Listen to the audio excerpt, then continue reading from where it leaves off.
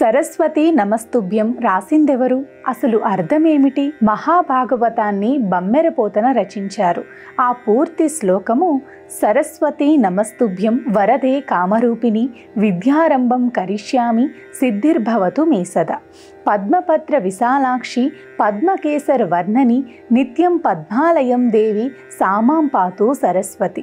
శారదా నీరధేందుగణసార పటీర మరాల మల్లిక హార తుషారఫేన రజతాచలకాస ఫనీషకుంద మందార సుధాపయోధి సీతాతామర సామరవాహిని శుభాకారత నొప్పు నిన్ను మదిగానగా నిన్నడు గల్గు భారతి. మల్లెల వలె చంద్రుని వలె మంచి ముత్యాల హారము వలె తెల్లగా ఉండి తెల్లని వస్త్రములు ధరించి ప్రకాశవంతమైన చేతులతో వీణను పట్టుకుని తామర పువ్వుపై కూర్చుని ఉన్న సరస్వతి దేవాది దేవులచే బ్రహ్మ విష్ణు శంకరులచే పూజలందుకుంటున్న చదువుల తల్లి సరస్వతి.